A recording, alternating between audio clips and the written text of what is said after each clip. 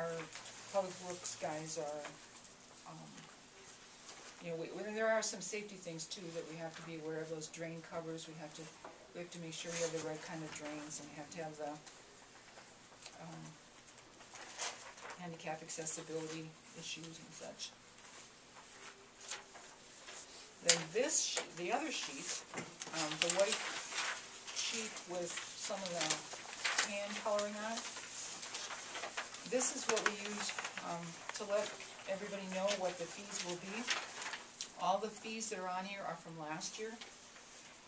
So, and for our season passes, we have always offered, if you pay up front, pay before June 1st, you get a considerable break, and that helps us have all the money in place and all the names in place and everything's ready to go when the season opens.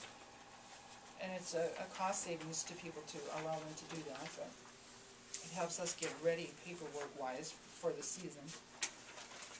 But, and like I said, last year we raised the lesson fees, and it's fairly consistent with what other towns charge for lessons. And if you're a non-resident and you feel it's kind of expensive here, then you'd still have to drive to go to a YMCA or go to some other town to take a lesson, and almost every place I think has member or non-member or resident or non-resident fees. So the season tickets, these are just numbers you should be kind of thinking about if you are considering raising any fees again there. But we should start advertising so that the qualified lifeguards and water safety instructors know that they should come in and apply, and assuming that we're going to open again around the 1st of June.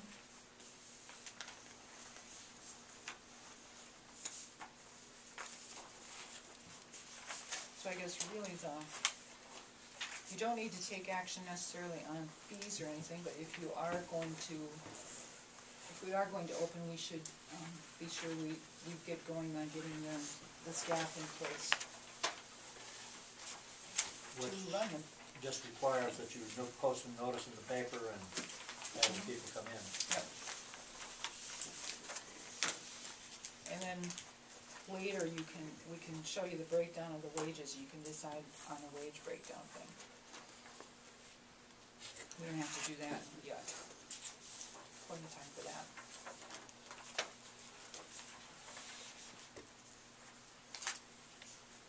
Any other questions? Or? Just an idea.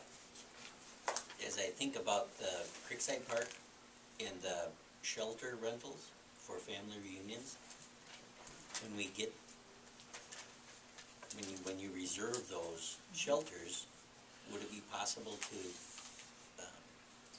shoot a message or an email or something, or a little letter that would explain what we might be able to do for the members of the family reunions, the kids, the whatever. Say if they're out of town, they're not aware that the pool is even there. Maybe, send the kids on up. Maybe we could even offer them some sort of an incentive to do that. It might bring in a few extra bucks. And a lot of the people that reserve the shelter are repeat renters, or not renters, because we don't really charge a rent there. We take donations, but a lot of them keep coming back just because they've been doing it for several years. But if they know about the pool, maybe they would throw the swimming trunks in for the kids, and just a marketing opportunity maybe. Yep.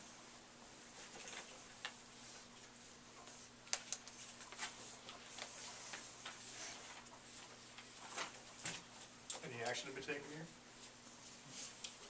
Just a motion to put the announcement in the paper? Yeah, to authorize us to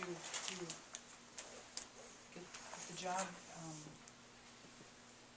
do I want to say? Post the job. Post the job openings, yeah.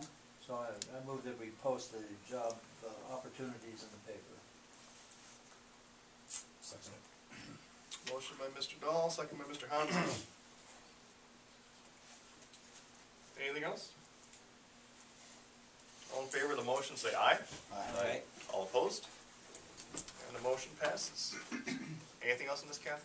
Nope. All right, let's move on then. Move on to 8F, consideration of adopting resolution number 2011-013, approving and accepting the offer of the Minnesota Public Facilities Authority to purchase a $1,414,400 general obligation improvement note of 2011, providing for its issuance and authorizing execution of a bond purchase and project loan agreement. See attached resolution and supporting documentation. Move to approve. I'll second. Motion by Mr. Robertson, second by Mr. Bunky. Any comment? All in favor of the motion, say aye. Alright, All opposed? The motion passes. Let's move on to 8G, consideration of authorizing the execution of a bond purchase and project loan agreement through the Minnesota Public Facilities Authority Clean Water Revolving Fund in regard to the $1,414,400. General obligation improvement note of 2011 as above. See attached agreement. It should be noted the wastewater treatment agreement between the city and the city of Rushford Village is still being renegotiated, and when completed will be incorporated as part of and will comply with any terms or conditions as required by the Minnesota Public Facilities Authority. Where we stand on that process now? Still fluid. We had a little talk again tonight. We think we're still making progress, but we can pass this tonight and get it over with, lock in the rate, and we can still Village negotiate is with the village. aware of our actions tonight, Yeah. and they're in full agreement with it.